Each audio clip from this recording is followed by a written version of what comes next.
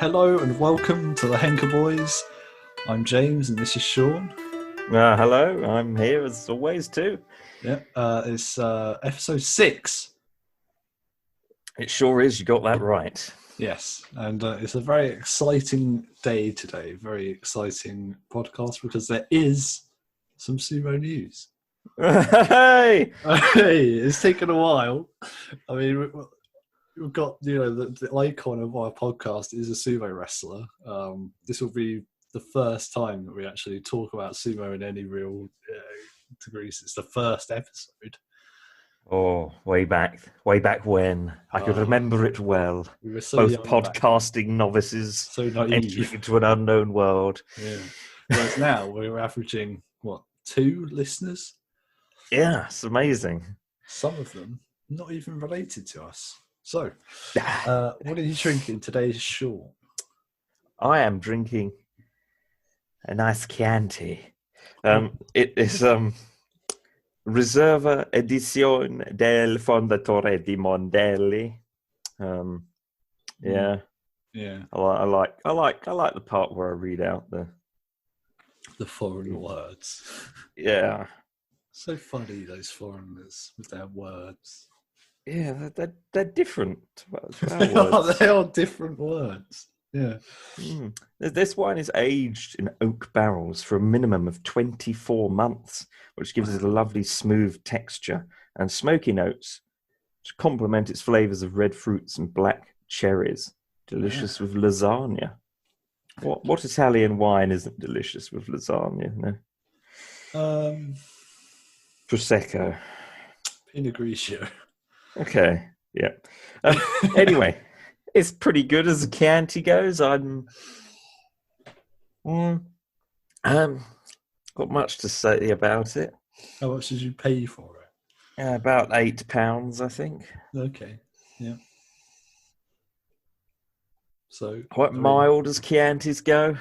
That's about it, I think, in terms of my very professional wine expert's opinion of it. And I guess I'm going to give it a 7, standard 7. It's not a mean yet, but we're going to make it one. That's pretty good. So I've also got an Italian wine. I'm drinking a prosecco. It's a Colta prosecco. What's the special occasion?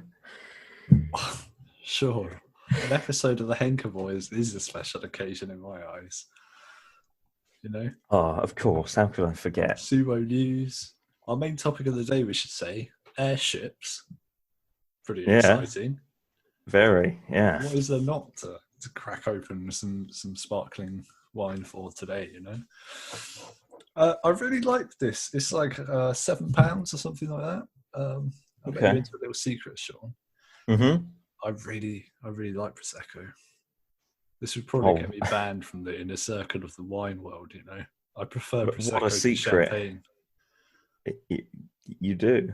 That's my secret. Guard it well. Oh, it's under lock and key. Yeah. I mean, it's a slightly sweet Prosecco, I'd say. It's off dry. But it's everything you want Prosecco to be, a little bit floral, a little bit citrusy. What brand is it? A Qualta. Okay. Yeah. So, but it was about £7, and for that, I'd give it a 9 out of 10, to be honest. It's really good. 9 out. Oh wow, that is good. It is good, yeah. Right, how drunk are you, Shaun? How drunk am I, Shaun? I would say I've been drinking this pretty quickly in preparation for the episode. I'm going to say a 5. Okay. Yeah, this isn't the first bottle of wine that I've had today. I mean, I haven't had an entire bottle of wine, but I've had a substantial, bit. Sumo News Day is just excitement for me. Absolutely. Yeah, I'd say I was probably about a 6 at the moment. 6? Okay. Yeah. Okay. Still not that low. I mean, not that high. That was a pretty positive drink session then. We got a It 7 out of 10 was, and a yeah. 9 out of 10, and we're like fairly drunk. Fairly leathered. Yeah. That's a saying, I think. I hope Leathered. Yeah. that everyone at home that's listening, who is of legal age to be drinking, is also slightly drunk. If they are currently drinking, of course. Yeah. All right, let's move in to the sumo news. So, first off, I should probably mention there's been no update on whether or not it's going to go ahead. It's still been delayed by 2 weeks, and we don't know if it's going to be cancelled. Probably will be, I think. Who knows? We don't know.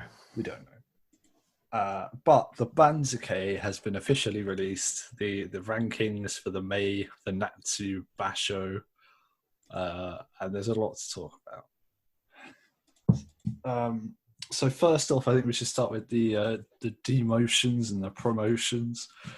So the guys that got kicked out of the top division, Makuchi, are now in Juryo. We have first off Meisei. No real surprise there. Probably he was Maegashira 17.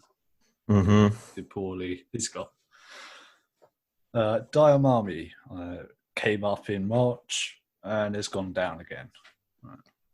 Fleeting success for him. Well, was it success? No. No. Asumaru, the Mongolian, he's down. He's gone. Yep, M16, 5 and 10. Goodbye. Tsurugisho, he only fought 4 times, I believe, in the March Basho at M15. Yes, he was the one who hurt his leg. I think so, yeah. I get him and Takayasu, who we'll talk about in a bit, confused. But yeah, possibly was. And finally, Tochiozan has also gone. Tochiozan was M10, now in Juryo. Wow. Well, 3 and 12. Yeah, he had a terrible record. That is no one else managed to get 12 losses in the tournament. So yeah. And the replacements, we have first up Wata. You see, I'm kind of upset that this guy's made it into the top division because now I'm going to have to say his name over and over again. Oh, no. Fantastic name, though. Wakataka Kage, up from Juryo, up to the highest new wrestler position at M14. He's sort of a fan favourite of those who watch Juryo, from what I can tell. Okay. I don't know why. But they were all expecting him to do pretty well. So I'm looking forward to seeing him. Good on him. Yep. Then we have Kota Shoho up to M15. And Teruno Fuji as well up to M17. And then we have 2 returning fighters that we've seen fight before in January. They both were in January but skipped March. So first we have Kotiyuki. He was the guy that was in January, if you remember, Shaun, but he never had a single fight. Well, I don't remember that. No. Do you not know? He was M3 at the time and got immediately booted out. Wow. But he's back. He's made it back. Okay. So, he's in M17. So we should expect him to be quite good then. Yeah. Yeah. Was it him that was... Is he an ex-Ozeki? I can't remember. No, that is the one you just mentioned, Teruno Fuji. Right, okay, right. Yes, he was Ozeki for several years. So got some interesting guys coming in from Juryo. And the last guy that's in is Koto Eiko. He was in the January Basho. He was M13, and then he got demoted to Juryo, and he's come back. Koto Echo is this, did you say? Yeah. Yeah. So he's back in M16 this time around. So I think we've got some pretty interesting newcomers. I won't miss any of the guys leaving too much, to be honest. No, I barely remember who any of them are. Yeah, Tochio Ozan's the only one I remember with any real clarity, and he did very badly. Mm. So look at the top of the Banzuke now. Asanayama obviously was promoted to Ozeki late last month, I believe. Mm-hmm. So he's up there. Replacing him in the Sekawake spot is Mitakeyumi. So it'll be Shodai Mitakeyumi in Sekawake and Takakeisho and Asanayama as Ozeki. And then in Komusubi, neither of the guys that were in Komusubi in March, Endo or Hokuto Fuji, are maintaining that rank. They're both being kicked down, and Endo is now M1 and Hokuto Fuji M5. And they've been replaced with Daisho, who was Komusubi in January, is going to be Komusubi again here, and Okuno Umi again. So what's your thoughts on the new Sanyaki ranks there? None of those four are people I pay much attention to, I'll be honest. I don't get excited by any of their fighting styles. I know they're good, but I'm excited by Asanayama.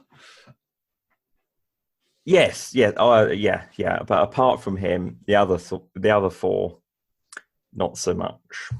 Yeah, Daisho I have a particular dislike of. Nothing personal. Nothing personal.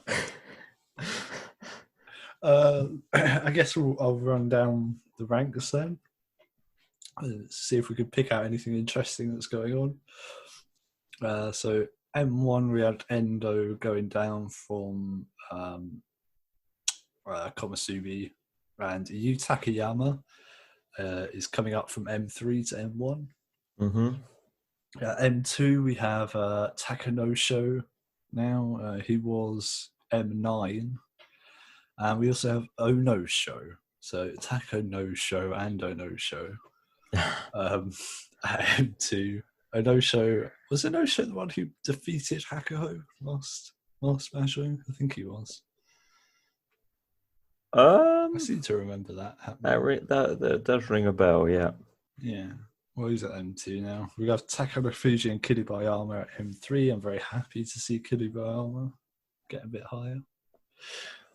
Then we have at M4 Aoyama. He did very well at M13 last time. But at M4, do you think he's going to do anything at all? Or? Well, he was beating the higher up guys, or at least holding his own in the last tournament. So, yeah, I think he'll do okay. I'm less confident.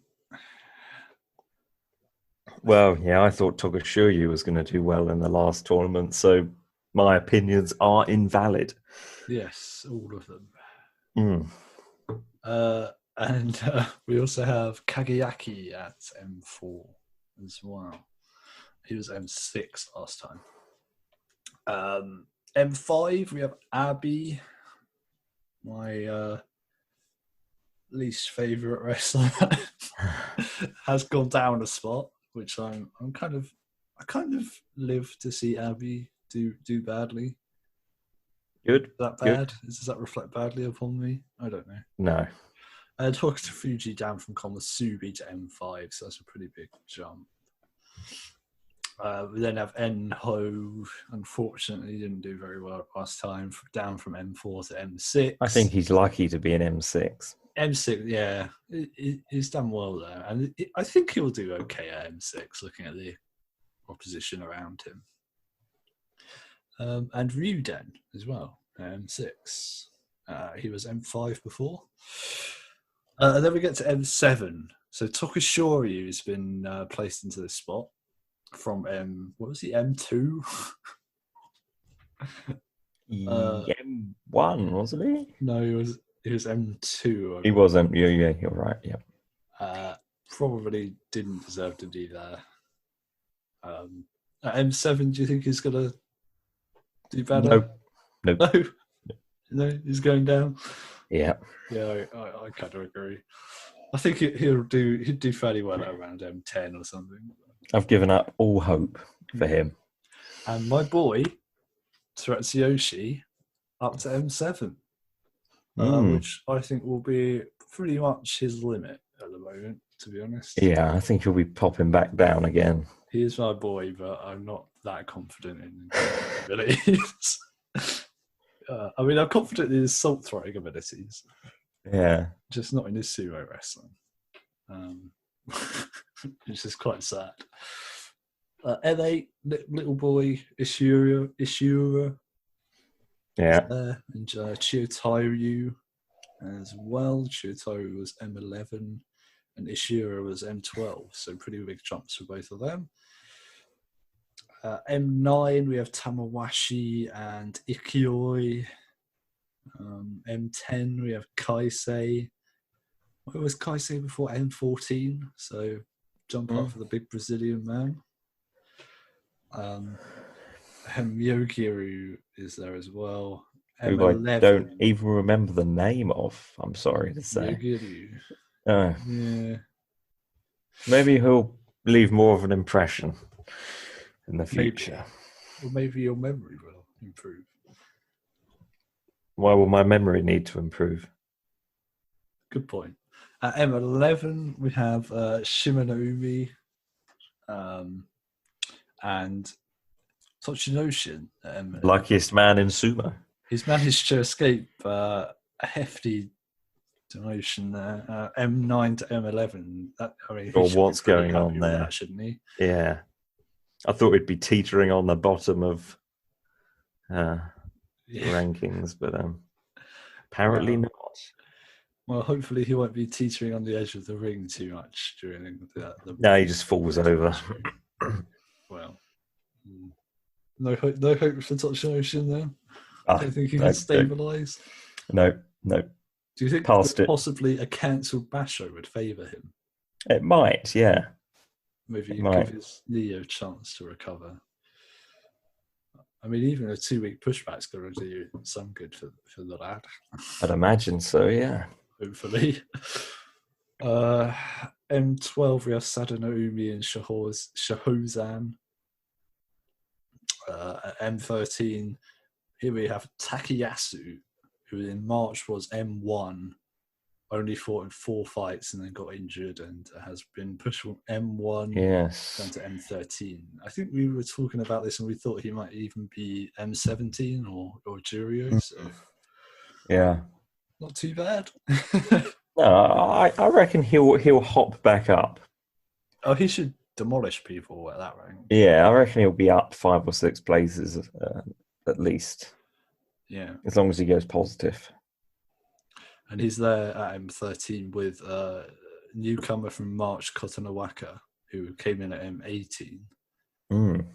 So that's a good jump for him. He did very well, I thought. Or he did very well at first. And he did. He was like 7-0 at the start and then started losing. But not bad for a first outing in top division. Definitely. Hopefully he can live up to his father's name. And then Kotoshogaku and Wakataka Kage at M14. So Kotoshogaku going down slightly and Wakataka Kage. I'm really not enjoying saying his name already. Let's call him Waka. Waka's coming up. People are expecting him to do well. We'll see. And then we have newcomer Kotoshoho at M15 with Chiyomaru, Shaun's new favourite wrestler. Yes. Are we?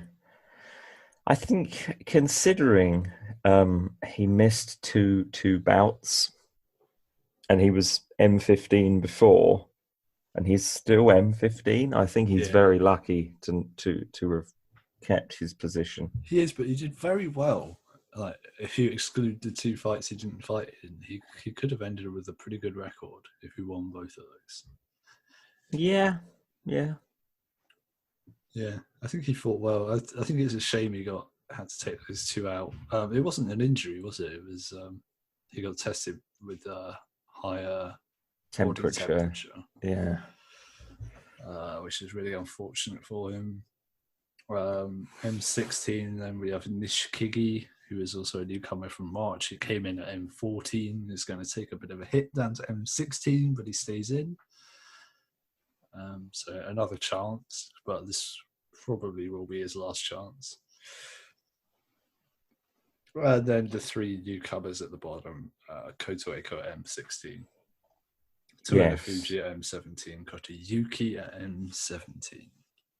So what do we think? Are we excited for this fashion? Looking at the I'm very excited about Teruno Fuji. Obviously, past Ozeki. He is coming back from a somewhat catastrophic history of knee injuries. So very Toshiro-esque then. I think this is possibly worse. I'm having a quick look at the problems he's had. Yeah. And amazingly, after his fall out of Ozeki and the top division, he lost his first two bashos in the Juryo division, and then sat out two Makashita divisions due to injury, and then and then two Sandame divisions due to injury. And then he won his returning Johnny Dan back up, back up to Sandame, which he won. Yeah. And then Makashita, and then another Makashita, and a third Makashita, which he was champion of and went back up to Juryo. And then he was Juryo champion in January, where he went from number 13 up to number 3. Right. And only went 10-5 in Juryo in March. Okay. So he's clearly quite good and seems to have recovered. So you think this could be the start of knee injuries, run? but once he's up against the top guys again, maybe he's lost the edge. We'll see, but I'm excited. Well, I'm definitely excited for a battle of the knees between him and Tochinoshin. He's still only 28, so he should have some future if he's recovered enough. Well, I'm pretty excited for a lot of the newcomers, to be honest. Waka being the new guy coming in that everyone seems to be really high on. I'm looking forward to that. Teruno Fuji, for the reasons you outlined, I suppose. Two guys coming in that have been staples in the top division for a while that missed one, coming back in, and one of them pretty highly ranked as well. Yeah, it should be good to see how well they do. Excited to see Tsuyoshi. Maybe you count an 8 and 7. Maybe. Yeah. Please. So yeah, I think it's going to be a good one. And one last piece of Sumo news as well. Oh, Hakuho. Previously on record as saying he was going to retire this year, has said no, 2021. He's in. He's retiring in 2021, or he's playing, competing in 2021. The Olympics have been cancelled, and Sumo is going to be a sort of guest event at the Olympics in Tokyo. Well, he wants to fight in the Olympics, so he's basically going to fight until that happens, I think. Good for him. Yeah. Wouldn't want to miss out on that, would you? Do you think Hakuho is going to turn up in May? Yeah. Do you think he's going to keep going? Why not? Or do you think he'll retire early? Keep his strength up for the Olympics? Well, the Olympics isn't till next year, so exactly. I don't see there'd be much. Okay. All right. I think that's pretty much all the Sumo news, isn't it? I think so, yeah. I hope our listeners are as excited as we are. I'm pretty excited, to be honest. But I mean, after a really invigorating talk about sumo, there's one place I really like to go to chill out, just clear my mind a little bit, so that we Where's that? focus on our main topic. And it's located outside. It's on a little balcony, and then some stairs off of the balcony downstairs to a patio. It's a poem patio. Ah, of course. My favourite time of the day. Yes. Poem time. I understand you have a very long poem. It's long on the page, but there's not many words in it. So viewers are advised to skip ahead by 1.5 minutes. Yes. And I'm going to read it quite quickly as well. Okay. And it's going to tie into our main topic, is it? Yes. It's quite, I think it's quite obvious what it's about. It's not entirely explanatory of itself or anything, in fact. Okay. Well, there's one word in there that I would like to see. It's one of my favourite words. It's not in there. It's not. It's not in there. No. already disappointed. But go on. Okay. Up in the sky, you say? That's no way to start a day. Breakfasting aloft and then lunch, he scoffed. So was the life of the flyer. Eating was never so dire in that basket in the sky, but Mr. Smith wanted to fly. Early to bed, early to rise, it came as no surprise. The pilot started early, his demeanour somewhat surly. Mr. Smith awoke to a horn. He was wished a good morn. Jump up, he was told, there's a sight to behold. Brushing his hair till it looked fair, he stumbled outside, his eyes opened wide.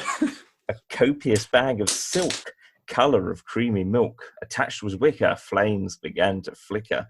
The envelope filled, nerves began to build. His stomach was churning, this was no little thing. No time like the present, I started to resent. We start our ascent, and so off we went. The sky grew and grew, my apprehensions too. Leaning over the side, my horror I could not hide. My pilot chuckled, I suddenly buckled and dropped to the floor as we began to soar. I mustered the strength, and at some length peered over the edge and made this pledge. If ever I survive, I shall always strive to myself deprive of this aerial drive. The pilot mocked me and offered some brie. No use in not eating, the feeling is fleeting. We dined in the sky on brie and pear pie. We drank down some tea, then the pilot asked me, what brings you up here to the sun so near? You're having no joy floating here, my boy. I answered him straight, I've a lot on my plate. I wanted an escape, life needed some shape. Never you worry, we'll be down in a flurry. Your lesson is learned as far as I'm concerned. What do you mean? As I started to lean nearer this old man who produced a flan. One day you'll know, as it started to snow, a chill in the air. This is more than I can bear. But the time passed, and then at last the ground got nearer. Things became clearer. As we bumped on the ground, I had suddenly found that I had enjoyed my trip. His hand I wanted to grip. The pilot had vanished. My fears he had banished. His work was done. Mine just begun. Wow. That was amazing. Thank you. Thank you. It was I like that. It was sort of like a comedy sort of thing about a sort of phantom airship pilot that helping worried and disillusioned young men who just want to fly around and eat some pie. Yeah. Yeah, you took it very literally. I'm not sure I even know what the meaning is, and I wrote it. I puzzled myself. For meaning? Maybe. I'm not sure. You seem to have found a quite sensible, obvious meaning. Staked sharply, firmly in reality, which I like. You're a logical man. Yeah. Maybe some of our less logical listeners could write in and tell us their interpretation of the poem. It was really good. I liked it. It's got a nice flow to it. You're very orator.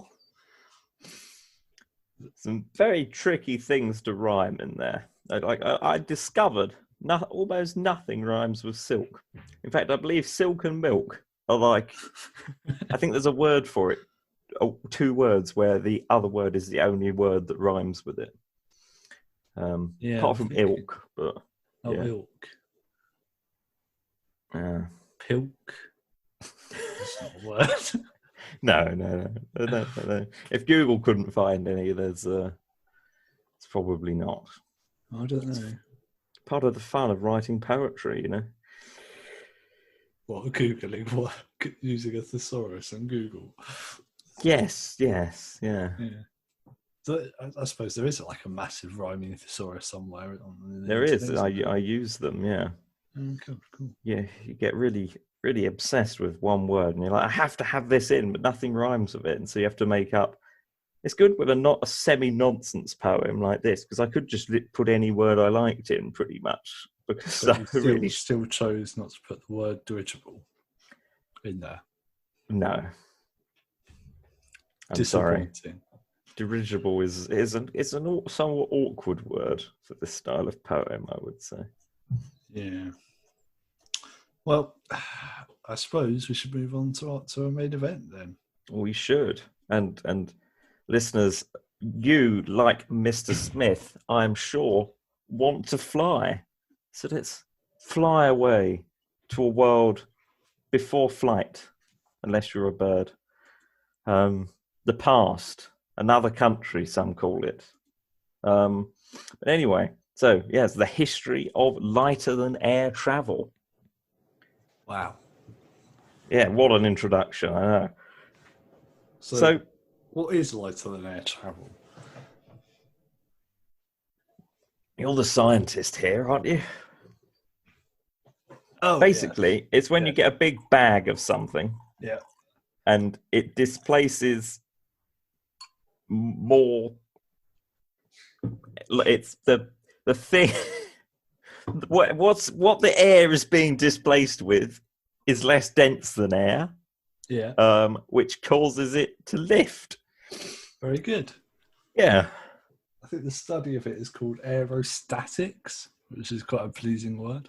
Oh, okay. Aerostatics. Because the sort of gas inside doesn't have to move to enable the Very quickly, can you give a brief explanation of why this happens? I think you basically summed it up, to be honest. Is it because less gravity acts on the less dense thing? No. So nothing to do with that? No. No, it's just the gases used inside are literally lighter than air. And as long as the entire structure doesn't add too much weight to it. But why do light things go up? Why do light things? So if they're lighter, well, I don't know actually. That's a good question.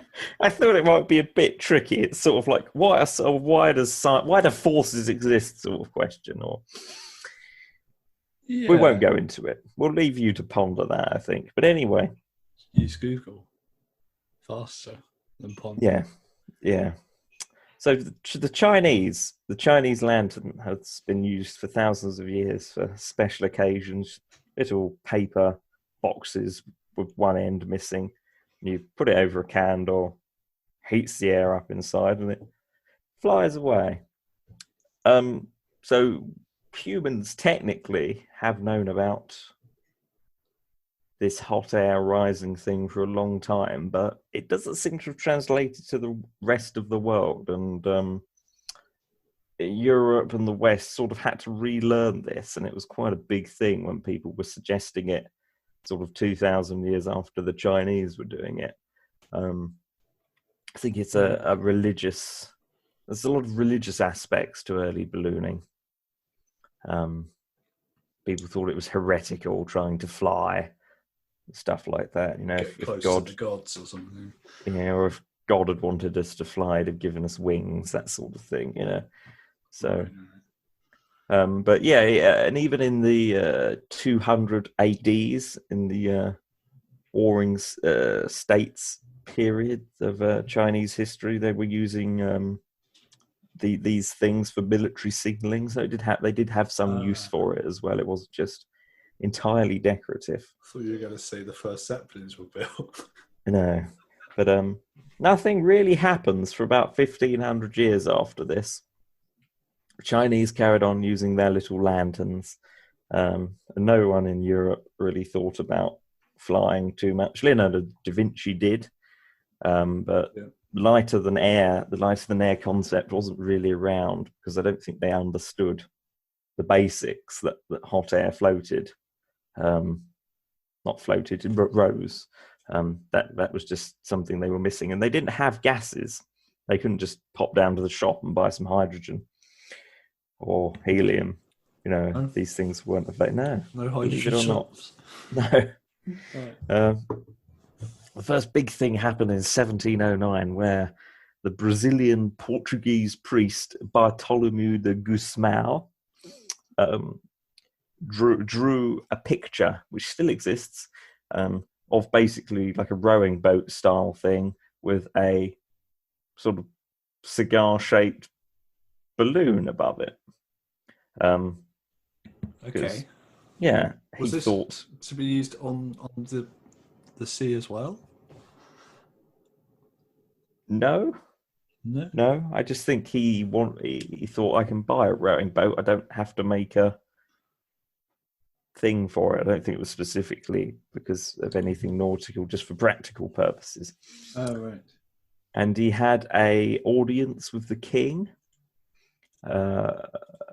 who was called John V of Portugal, and he made a small mock-up. Quite large, but not big enough to carry a person. And it rose 4 meters above the ground, apparently. Okay. But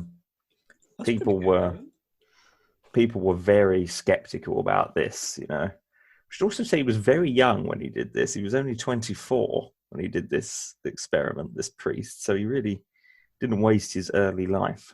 No. So. Yeah, no one knows quite how the hot air was got into it or how it was heated. There don't seem to be too many records of it, but we're guessing somehow he heated some air up and put it in it.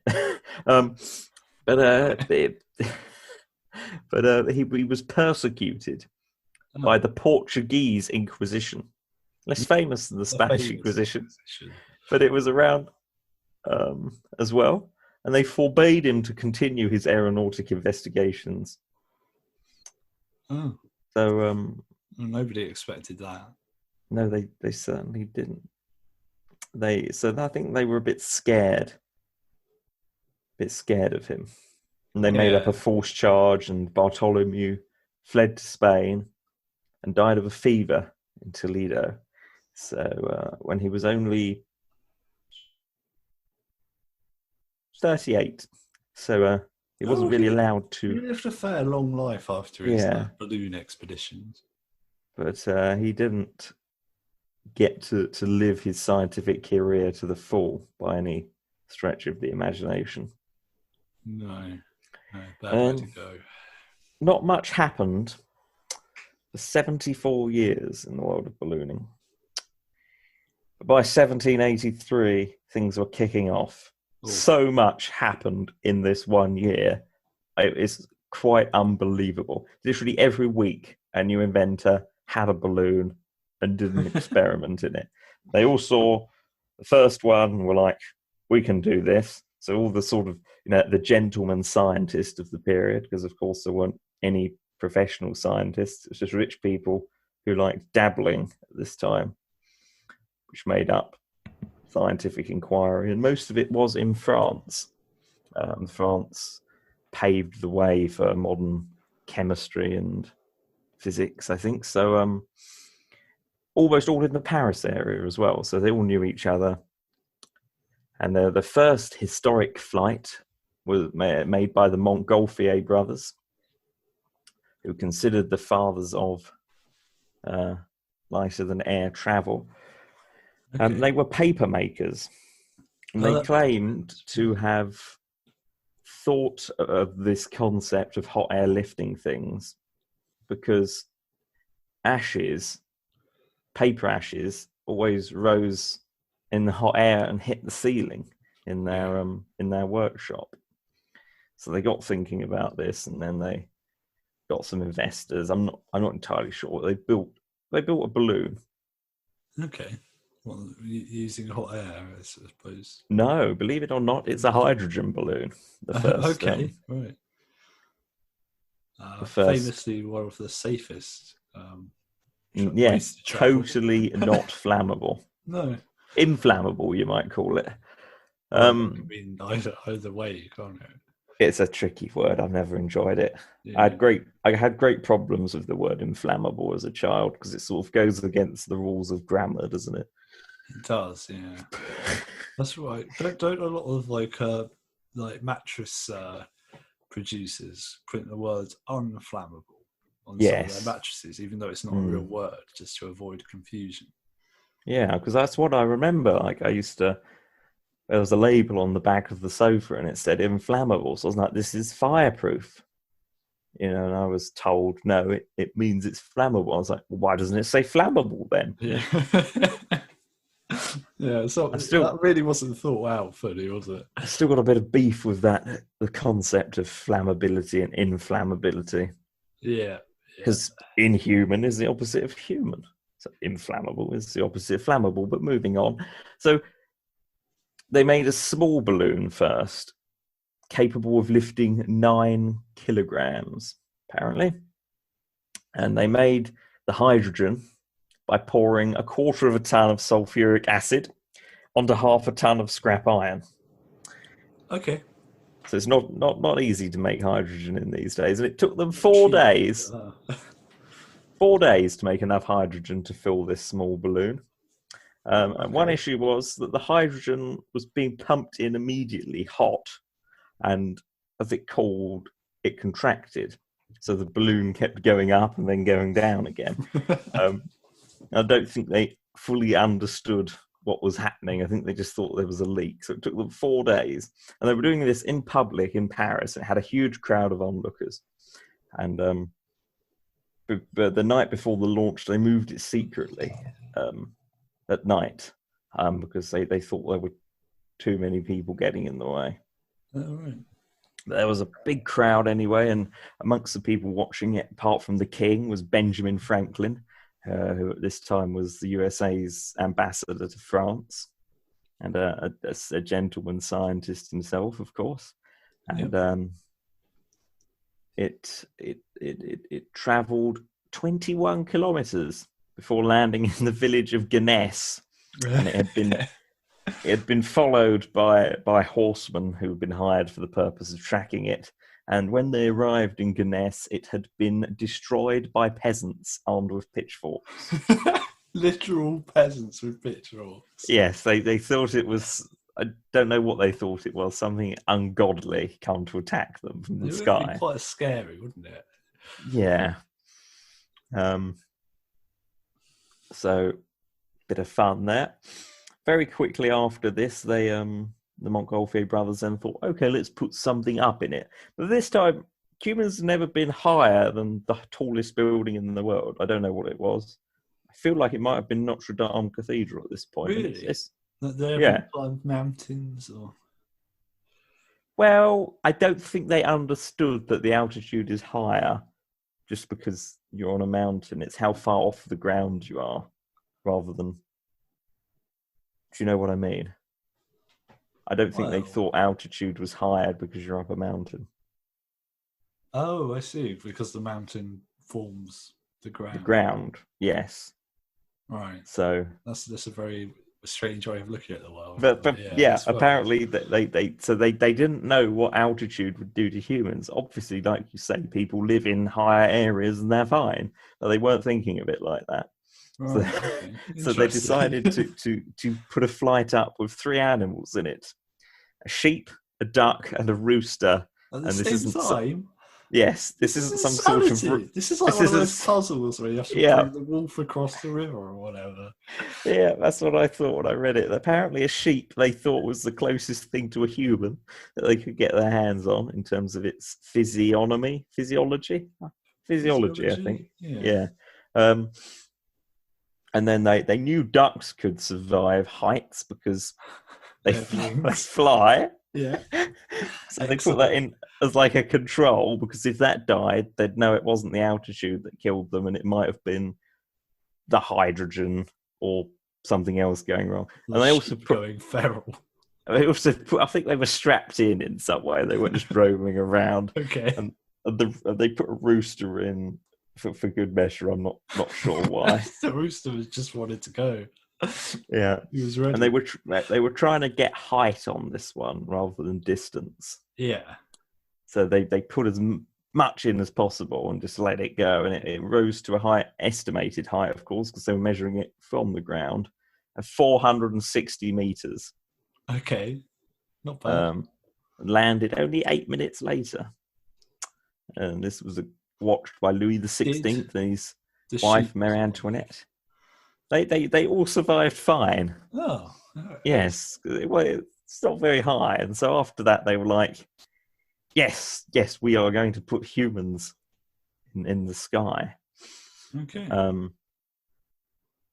But they weren't too happy about doing that with hydrogen, because they did realize it was somewhat dangerous. Oh, they knew even then. That's good. Yeah. And so the Montgolfier brothers designed a sort of hanging fire to go underneath it to make a hot air balloon. It was just sort of an open fire with some coals on a grate.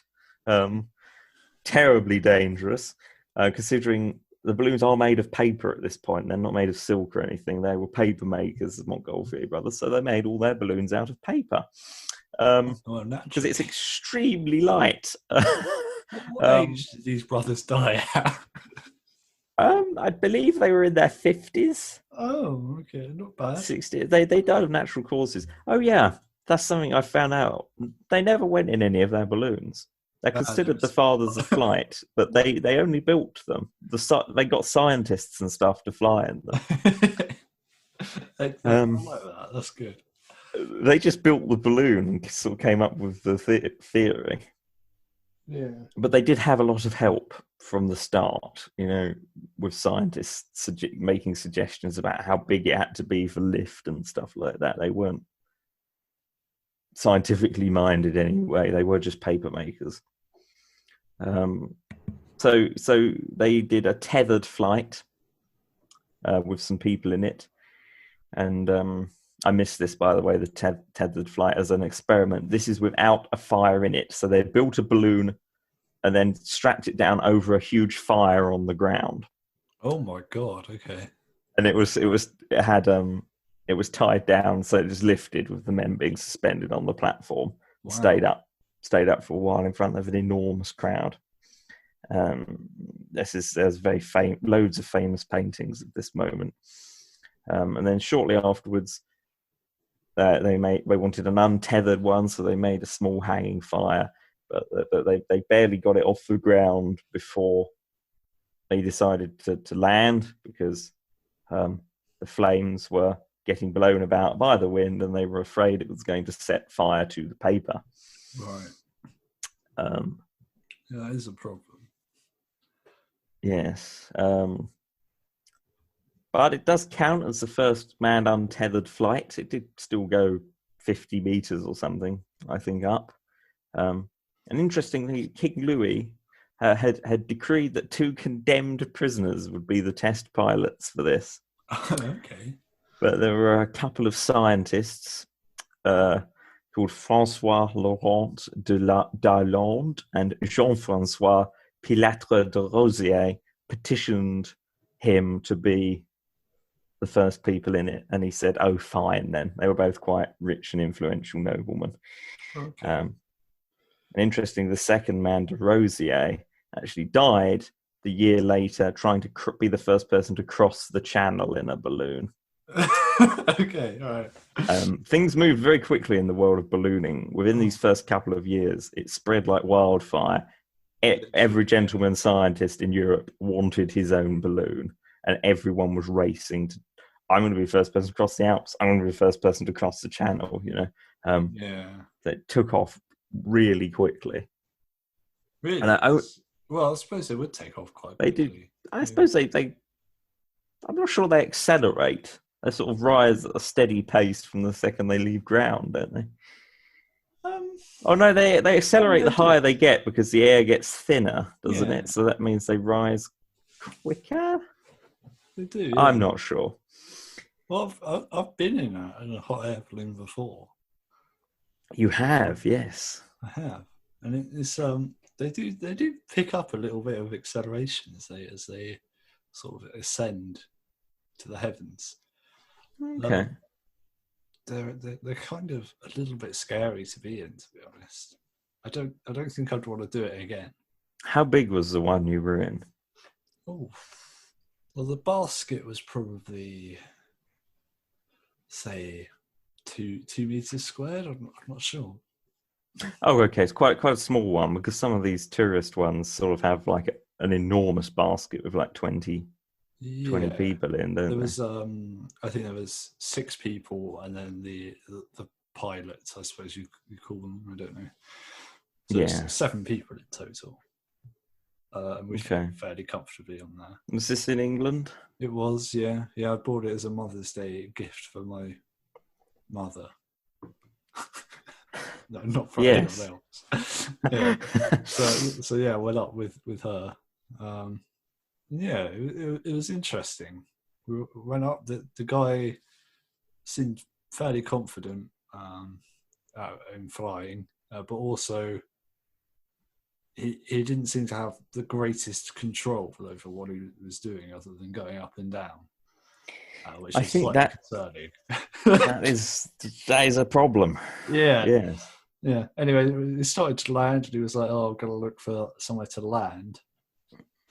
And they have these little like hands which you hold on to as you land, right? So you don't, I don't know, fly out and die or something.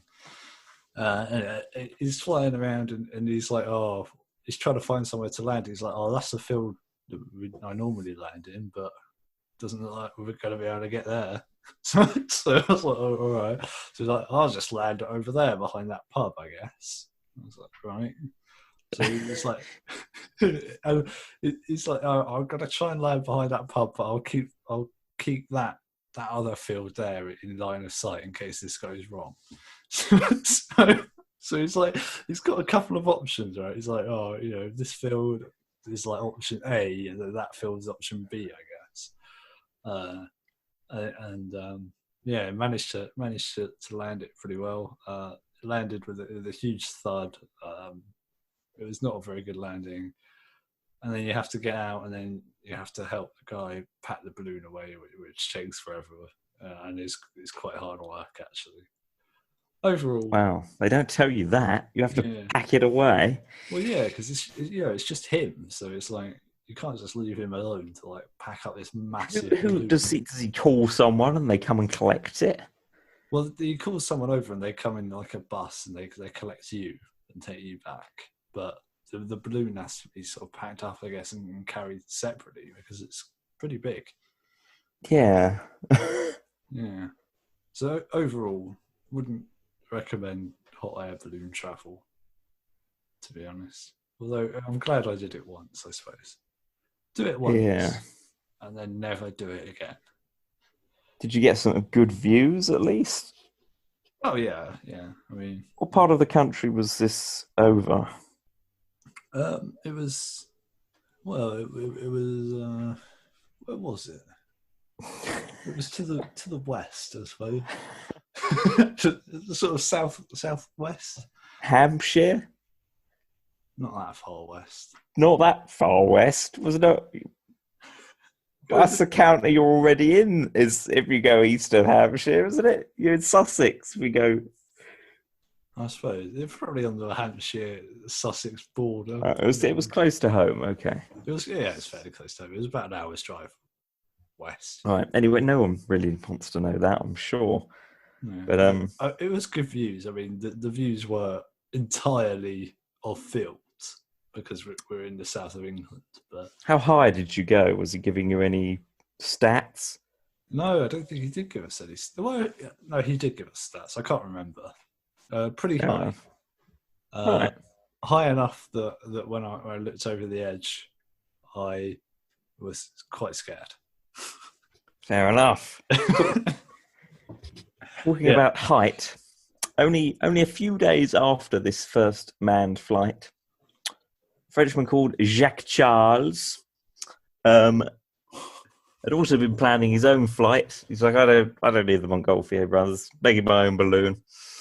And he was like, I'm not frightened of hydrogen. I'm an intelligent scientist. So I'm going to make a hydrogen balloon. And I'm also not frightened of altitude. I'm going to try and go as high as possible. So we did. On the 1st of December, Yeah.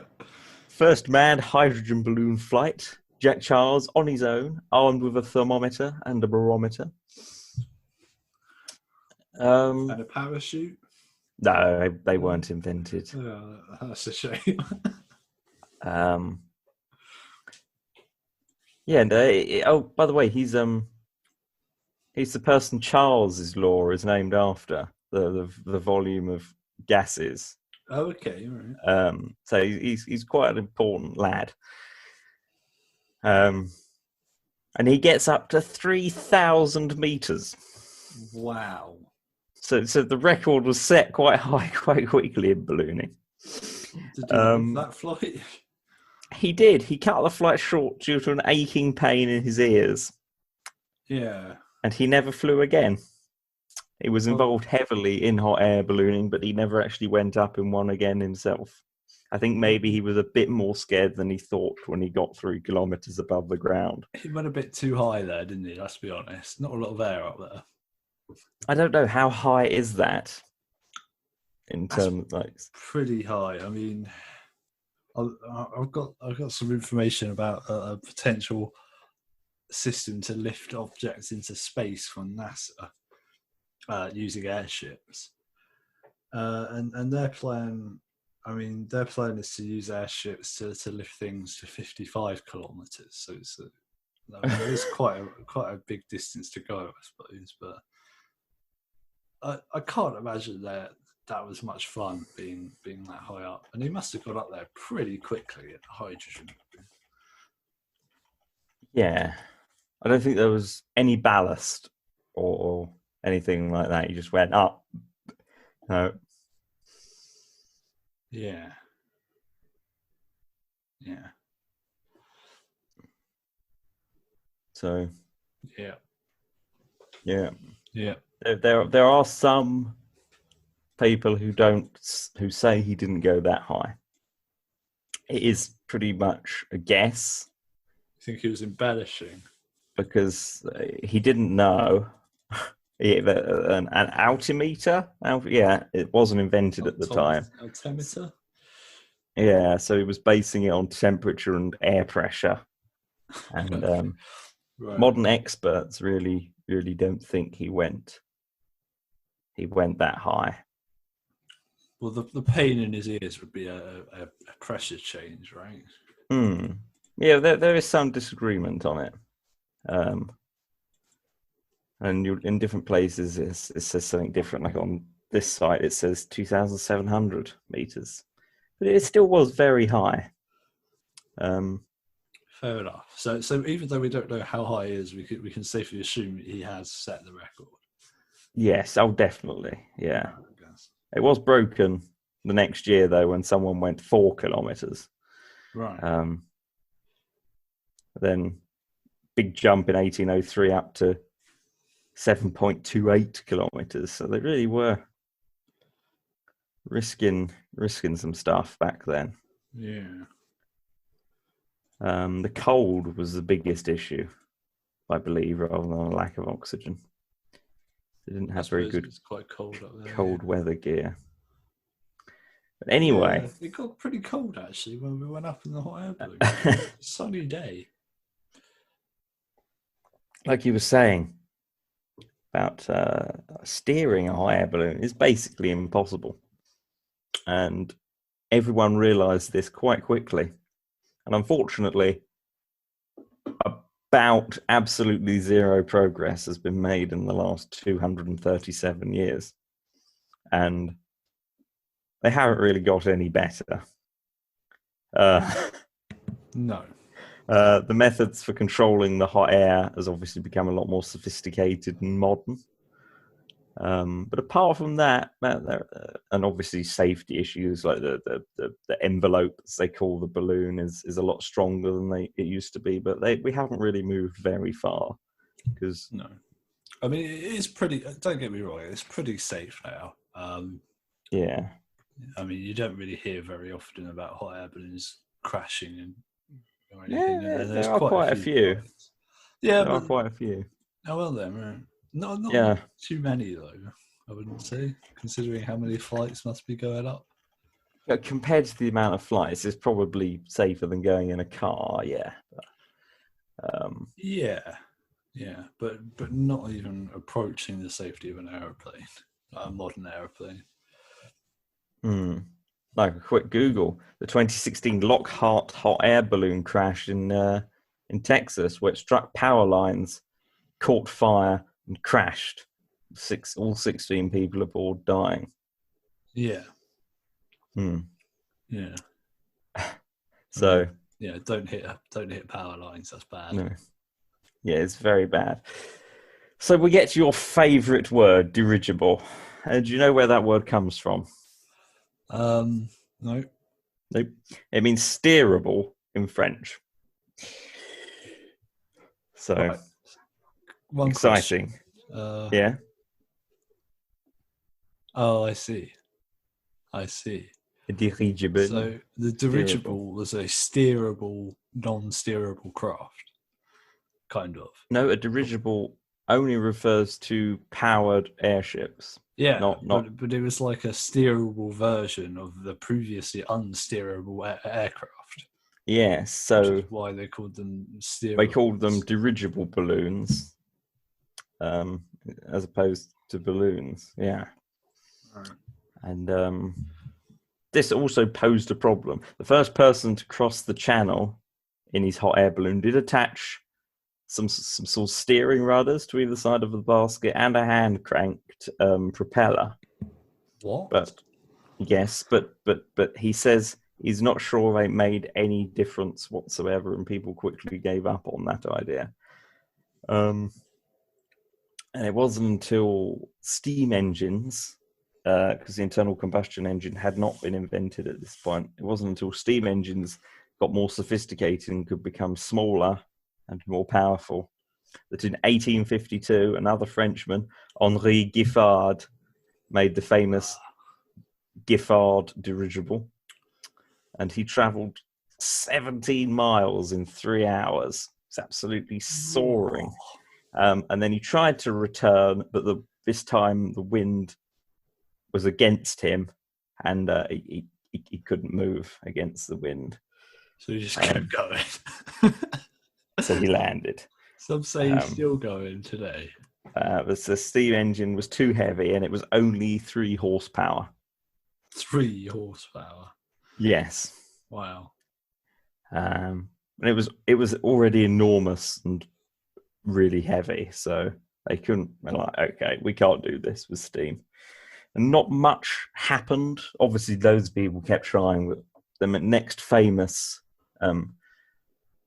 dirigible was in April. I'm not sure if it was in April 1900, actually. No, it was in 1901, I believe. But in April 1900, the Frenchman, everyone's French, Henri Deutsch de la Muerte, Murtha, I don't know, has a prize named after him. He said, if anyone in the next 18 months is capable of flying from the Aero Club de France, his field, like an airfield, yeah, to the Eiffel Tower and back in less than 30 minutes, he would give them 100,000 francs. Wow. What's that adjusted for inflation? Do we know? I have got no idea. We'll just assume it's £10 billion. I don't think it was that much money. Okay, so £10 billion. Wow. £10 billion. Yeah, it was. Did anyone claim that prize? They did. It was a. Okay, it's a lot of money. I've just Googled it. Wow. So right, 100 francs is roughly 1,000 euros today. Right. Wow. So. And how much did he offer? 100,000 francs. Okay. So it's 1,000 thousands, which is $1 million. A million. Yes, he offered about €1 million, converted roughly, to the winner of this prize. He was very rich. Well, not A anymore businessman. And well, he apparently, most people say, thought it was impossible and was quite reluctant to give over the money. He was being cheeky and tried making excuses when someone actually did it. And that man who did it was another Brazilian, Alberto Santos Dumont. He was a very famous figure in both heavier and lighter than air flight. He's probably the only person who made significant contributions to both. Right. And in South America, he is considered the first person in the world to ever fly, not the Wright brothers, as he did make a powered flight before they did. But it was just lighter than air, so it didn't. No, it was heavier than air. He had an aeroplane as well. But there's some controversy as to whether it was actually a sustained flight or whether it came down because it just did rather than he landed sort of it. Glided down. Whereas the Wright brothers claimed, that they landed it deliberately after the couple of 100 meters. It was only a test. Whereas his flight, it sort of goes up and then it just goes down again. And some people claim that doesn't count. But if you take off powered, even if you can't sustain it, I guess you have launched yourself off the ground. So you sort of just made like a really ginormous paper aeroplane at that point. Not if it takes off by itself and with an engine under its own power. Yeah, I suppose. So there is some. Even if he didn't have the record for it, he did a lot in the following years. So he's a very important man in the history of aviation. So he built this airship, and it was called the Santos Dumont No. 6. Everything he built was just his name with a number after it. It wasn't his 6th airship because he didn't keep separate numbering systems for aeroplanes and airships. So I think it's actually only his 2nd or 3rd airship. I got a bit confused. What's he playing at? He tried the previous year in 1900 with the Santos Dumont No. 5, but it ran into some problems and he had to land. So he was trying again. And I should say as well, he's also insanely wealthy. One of the richest people in Brazil. He just does this for fun. He doesn't. So he manages it in 29 minutes and 30 seconds. 30 minutes quicker than was specified. Did I say minutes? Yeah. 30 seconds quicker. However, Mr. Delamerth said it didn't count because the 30 minutes had to include retethering the craft once it had landed, not when it touched the ground. Wow. But the crowd, the crowd were in such uproar at this. I should hope so, yeah. He said fine. And Santos Dumont, also being incredibly wealthy, donated it to the city of Paris, which he used for orphanages and public services, apparently. The people win. Yeah. If there's one thing the French public are good at, is revolting, causing a scene. And getting a positive result out of it. So from here onwards, things progressed very quickly. Now the internal, because he used an internal combustion engine for this, which the weight to power ratio is just enormous compared to steam engines. And I think he was averaging over 20 miles an hour during the whole flight. Yeah, that's good. Whereas Henri Giffard, all those years before, was averaging about two and a bit miles an hour or something, with the wind helping him. So that's a big difference. And also in 1900 as well, Mr. Zeppelin founded his Zeppelin company. Mr. Zeppelin? Yeah, the Zeppelin is named after Mr. Zeppelin. It's just someone's name. It's a brand name. It's like the Hoover. To hear that, to be honest. You're pleased to hear it? I like a brand named after someone. Yeah, Yeah, he was a count, Count Ferdinand von Zeppelin. of course he was. Full name, Count Ferdinand Adolf Heinrich August Graf von Zeppelin. Wow. So Yeah, he was some kind of vampire, or he was. Yes, everyone with the Count in the name is, of course, a vampire. okay, yeah. So, unfortunately, after some very successful initial experiments in 1900, the company had set up went bust. But he kept going, trying to raise more and more funds, including he got the King of Württemberg to authorize a state lottery, which raised money for his exploits. And the thing about Zeppelin, why he tried to trademark the name, is that the Zeppelin LZ1, named after his company, Luftschiffbau Zeppelin, was solid. Whereas all previous dirigibles were just a bag, like the hot air balloon, which filled up, but his were a solid frame. So you could, they were much safer, he thought, and Using create, hydrogen still, though. yes, create more pressure inside them without risking it splitting. And you could build the outside out of a sort of solid material rather than just paper or cloth. Yeah. So that was Zeppelin's contribution. And so, yeah, very quickly, by about 1910, there was some pretty serious working military Zeppelins going around. So Were they used? Did they have guns mounted on them, or were they used mainly to carry cargo? Or they were used for bombing. Oh, I see. Yeah. No, they weren't good enough for troop carrying because their weight limits were still quite low. So I could obviously move 50 people. It probably wouldn't be that useful.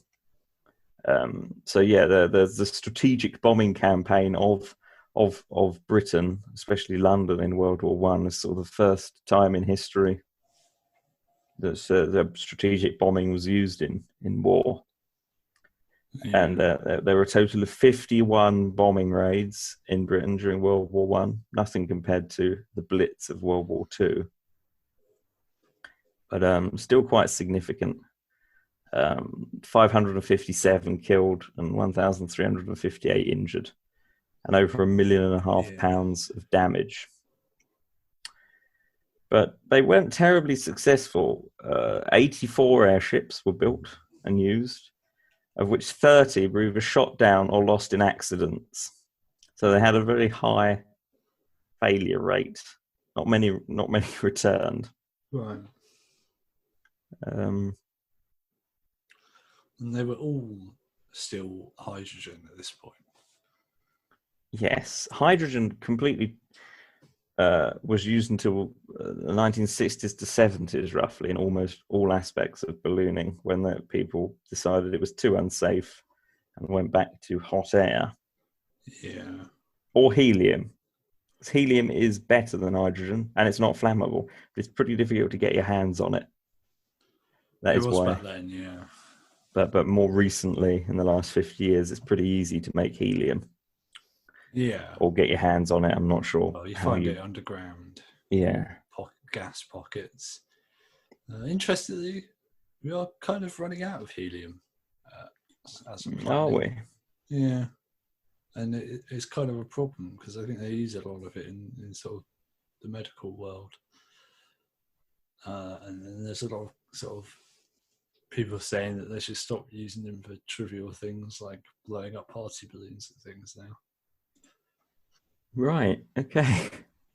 Yeah. Fair enough. The mood down. No, not at all.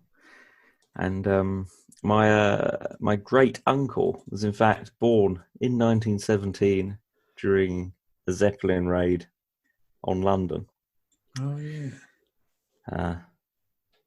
So it's always been a family story I've been aware of. Yeah. And he was all right, He presumably. was, yeah. Like, I don't see really why they weren't shot down easier than they were. They're very big, they're very slow. Surely fighters and stuff would have just riddled them with bullets. Well, interestingly, I don't know about hydrogen balloons in particular, but helium vessels are actually surprisingly immune to small arms fire like that. There was lots of tests done with helium balloons by sort of the US Navy, and even if they were shot by several guns and they had holes like riddling through them, most of the time they could fairly safely land before anything bad happened. Like the amount of gas that actually escaped due to bullet penetration wasn't enough to pose any real damage to them. I assume that would be the same with hydrogen, with the exception of if the hydrogen were ignited in some way. So I think they're actually fairly not bullet resistant, but the bullets wouldn't really pose any immediate danger to them. It would just cause them to be forced to land. Right, okay. Interesting. But with advances in heavier than air fight, so bomber craft, by 1917, the Germans realised that the heavier than air could travel much quicker and carry more bombs. So, and presumably they were cheaper to run as well. I have no idea about that. I'd imagine so. That's just a little bit of petrol. So yeah, the reign of the Zeppelin as a military thing was short-lived. However, balloons, very effective, I suppose. Yeah, balloons were used significantly all over the Western Front in World War One, with people in them, just as observation points. Yeah. And even in World War Two, the barrage balloon that hung around in the sky all over London were designed to deter enemy aircraft because they had loads of heavy cables hanging from them, which would be invisible from a distance, and so the enemy fighters and stuff would have to avoid going near the balloons because they wouldn't be able to see the cables. Kind of ingenious, really. Yeah. They don't take out that much room. I've always thought it's a bit strange of an idea, but it apparently works. Yeah. So they were very tightly packed and close together, so you could basically make a wall in the sky to stop low-flying bombers from attacking a specific target. A literal wall of giant balloons. Yeah, so they'd be forced to go higher, and then the bombs would be far more inaccurate. Yeah. But I think they work quite well. But since World War II, I don't really think the hot air balloon or the dirigible has ever really been used in war. No, but there has been a few tests. There have, as we were talking about the other day. Yeah. Do you want me to run through a couple of these sort of tests? Yeah, sure. So in 1987. Recent tests, okay. Yeah, pretty recent tests. I wouldn't have thought they were bothering with stuff like that now. Well, the US Navy negotiated a contract worth $168.9 million to two companies, Westinghouse Electric and actually the UK-based Airship Industries. and the contract was to build something called the Sentinel 5000, which had a military designation of YEZ-2A. Okay. It was the largest blimp ever created, and it was about 2.5 million cubic feet in size, in volume. So that contract started in 1987, and that was basically to create something that could carry large amounts of things. But the project was Large stopped amounts of things. in 1995, considered generally to be somewhat of a failure. And the problem they found with using Zeppelins to carry large amounts of things to different places is that to have a new technology enter the space of carrying large things to places, it had to either be faster than a ship, which was ships are carrying large things all over the place all the time, or it had to be cheaper than a plane that carries large things to places. Okay. It turns out that blimps and zeppelins aren't either of those things, really. They're more expensive than ships, and they're more expensive than planes, sorry, and they're slower than ships. Slower than ships? Yeah, well, generally, it depends on weather, basically. There's weather restrictions. Quite susceptible to winds. Yeah. Whereas ships don't really care about wind that much. No. I've never heard of a storm affecting a ship in any way. Well, modern-day ships, not so much, really. They can plough through almost any wave. Well, yeah. The really big ships, yeah. Yeah. So it's they don't really have a niche to sort of occupy anymore, sadly. There was a time when French botanists actually used an airship called the AS-300, which is a 300,000 cubic feet or 8,500 cubic meter airship, manufactured by a company called Lindströms. And they would use it, they would have like a raft situated underneath the airship. And I don't know if they'd be on the raft, or I suppose they'd join the raft afterwards, but the airship would go up, land the raft onto a tree, and then the botanist would scamper out onto the raft to just study the tree, and then the airship would come back and pick the raft up later. Okay. So it's had some scientific sort of reasons to be used, but well, I think weather balloons are actually still used in certain situations, aren't they? Yeah, but they're not really manned, are they? No. They're very limited in what they can do at the moment. The other use for them in more modern times would be advertising, of course. Yeah. In America, they use that. I think the Shanghai Vantage Airship Manufacturer Company Limited was snappy name. Created one of the first advertisement airships in 2001. The CA-80, I believe. They use that to advertise, and of course there's the Goodyear blimps in America and things. Of course, yeah. And as I was saying before, there are ideas to use airships to get into space. I think I said it was NASA earlier, but that was a lie. It was actually the JP Aerospace. Okay. They've got a plan to use airships to move an airship up to 55 kilometers in altitude, and then it would be a multi-stage airship apparently, and then they'd use ion propulsion to accelerate the vessel, the payload, to orbital speed, and they reckon that could cut down on costs possibly from a rocket.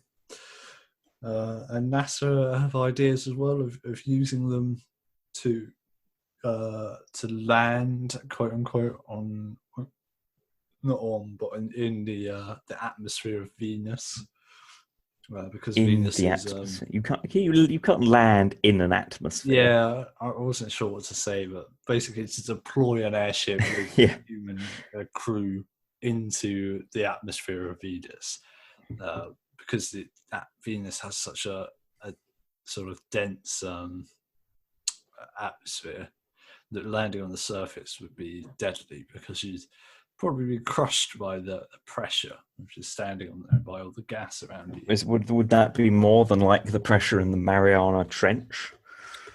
We don't know. Okay. I don't know anyway. NASA probably do know. Fair enough. But yeah, so the plan would be, if we wanted to land on Venus, it would be basically to deploy into the atmosphere on airships and live there, which seems kind of terrifying. I think one thing goes wrong, there's very little chance of survival. Well, I think you can say that about any space travel, can't you? Sure, but I mean, if you go to Mars, at least you've got solid ground beneath your feet. You still die instantly if you go outside. True. I mean, you probably die fairly quickly if you went outside with Venus as well, with the amount of carbon dioxide in the atmosphere. So yeah, there are some current ideas about it, and then another idea is that you could possibly fill an airship, instead of helium or hydrogen, you could fill it with vacuum, just absolutely nothing. Okay. That's quite a sci-fi sort of idea. That they don't know how to sort of stop things getting into the vacuum.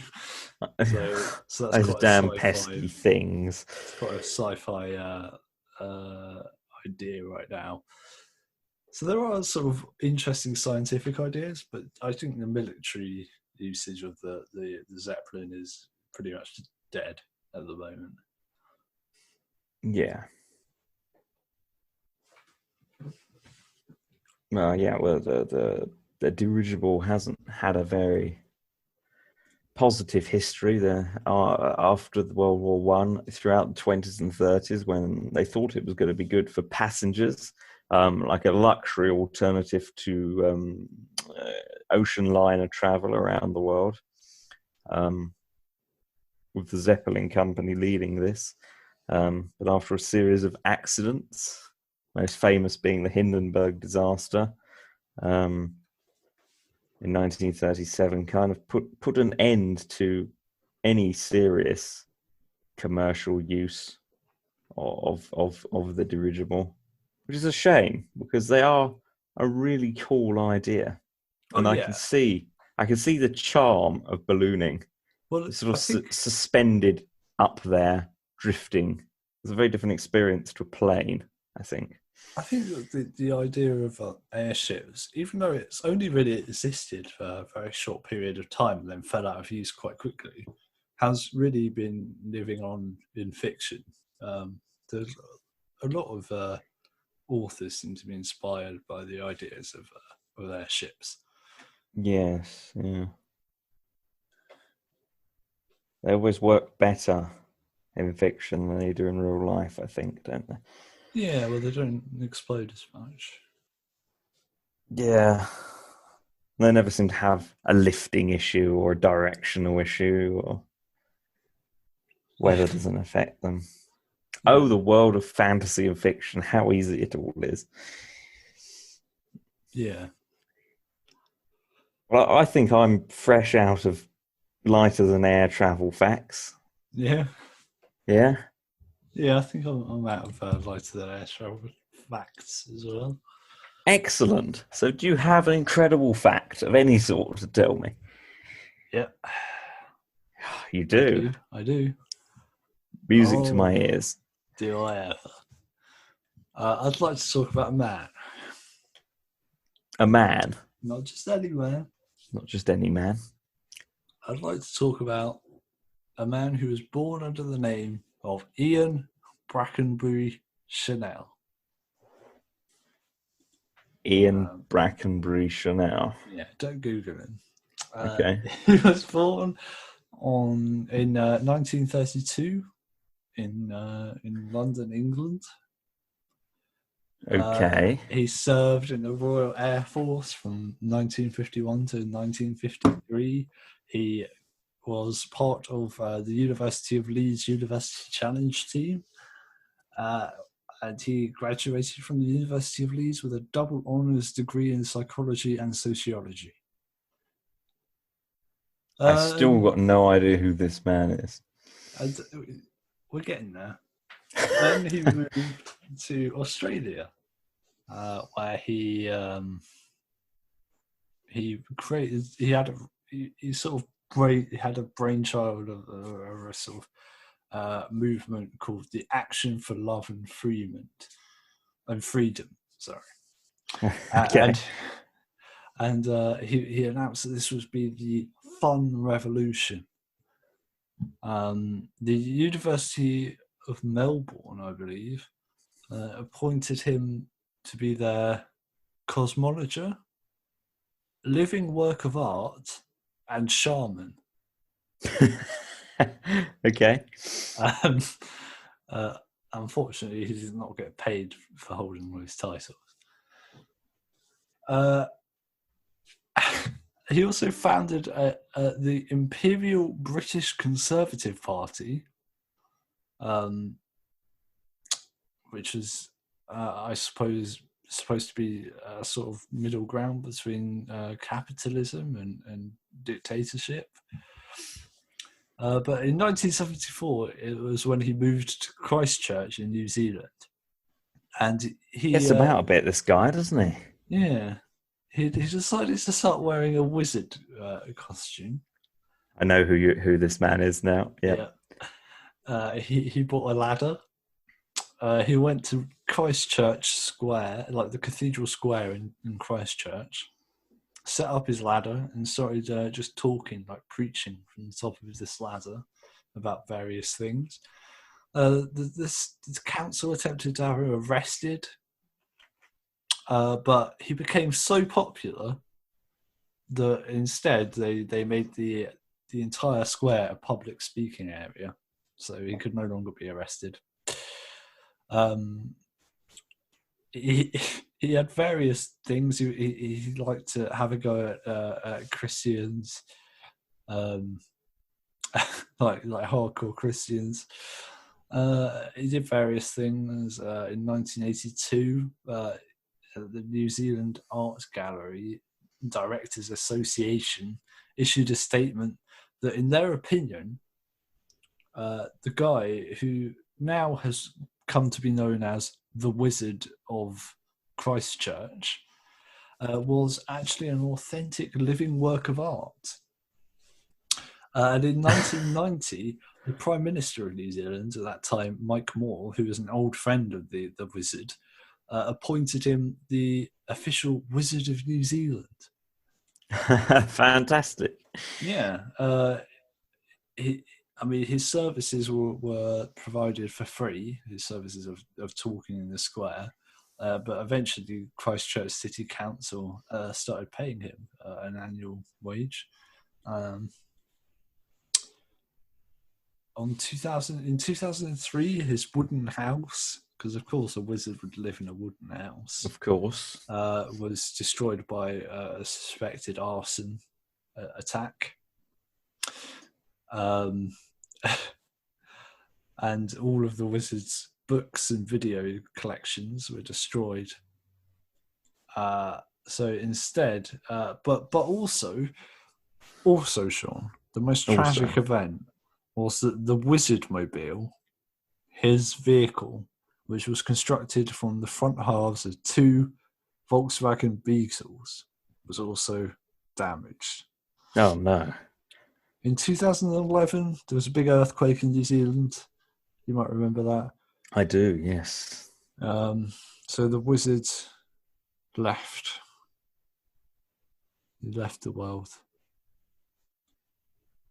Well, he left Christchurch anyway. Right. So the Christchurch was no longer the city that he loved, and it was the end of an era. So yeah, my interesting fact was just the Wizard of New Zealand. The fact that New Zealand has a wizard associated with it, and he was an English-born man from Billings who who had the official title of the Wizard of New Zealand, cosmologer, living work of art, and shaman. I think these are titles that every country should adopt. I think there should be an official wizard for every country in the world. Official wizard, and it's just And they the can have strangest man in that country. and they can. I will apply. They can. Got a good They can. chance. They can have an official like yearly wizards meeting. Yeah, a council, somewhere. you mean? Yes, a wizards council. We're around an enormous wooden table covered with markings that don't mean anything. It could be filmed. It could be fantastic. A spectator sport. Yeah. Yeah. But instead of punches being thrown, it's words. Yeah. Or spells. Or spells. Sure. Spells. Who knows what power these men would wield after spending time together. He was also awarded the Queen's Service Medal in 2009 for service to the community. Why don't they just give him an Oscar as well? Well, funny you should say that, sure. No, I'm joking. This is no Oscar. He spends most of his time now in Oamaru, apparently. A centre for arts and craftsmanship. Apparently, he was present at the official reopening of the Oamaru airport in 2006, where he claimed to have cast a successful spell that dispersed the fog that prevented the first flight at the airport from landing. So, I mean, okay. You know, he's all over the place. He's doing all kinds of insane stuff. He's also produced a map that has New Zealand as the centre of the map. Well, pretty cool. Which he claims is the correct map. Why wouldn't you? Well, somebody needs to make a film about this chap, honestly. They do, yep. I mean, if you've never seen The Wizard of New Zealand, Google him. He looks like a wizard.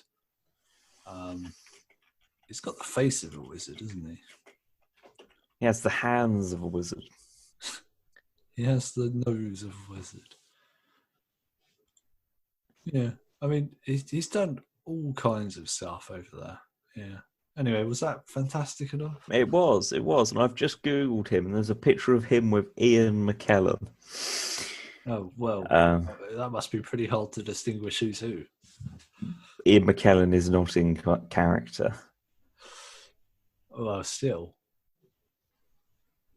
Well, I suppose Ian McKellen doesn't have the beard normally, does he? Now, I'm not sure if it's correct or not, but I've got a picture of his passport here as well, which has his name as the Wizard of New Zealand. Yes. Yeah. Yeah, and his driving license has Wizard the on it, apparently. Yeah, his full name is officially QSM, the Wizard of New Zealand. QSM standing for Queen's Service Medal. Well, we've all got something to aspire to, haven't we? I'm going to attempt to aspire to those lofty heights. Who's going to manage to outdo him in such a crazy life? And on that note, I think we have to leave you. We don't have to, but we want to. Yes. I hope you enjoyed the Sumo news as much as we did. And we will catch you again in almost exactly a week, depending when you're listening to this. In the meantime, if you want to get in contact with us, please get in contact with us. You can do it on Facebook. You can do it on Twitter. You can even find us on YouTube, of all things. Drop us a comment. Let us know what you think. Suggestions, anything. Some human interaction. Please. If you are Good the night. Wizard of New Zealand, get in touch. through Oh, either yes. messenger raven or Crystal ball. telepathically. Yeah. Crystal ball. We accept all crystal ball communications. You're right up there on our list of guests we most want on the show. Along with Barry from EastEnders, And Katie Price. Yeah. and anyone else? Hackerho. Hakuho. Not sure he speaks English, but we'd work around it. Interestingly, I think Hakuho probably the most famous of all of them. Probably worldwide, yeah. I'd be interested to see Hakuho versus the Wizard of New Zealand. There's absolutely no contest there. Absolutely not. It's very clear who would win. Well, and on goodbye. that happy note, good night.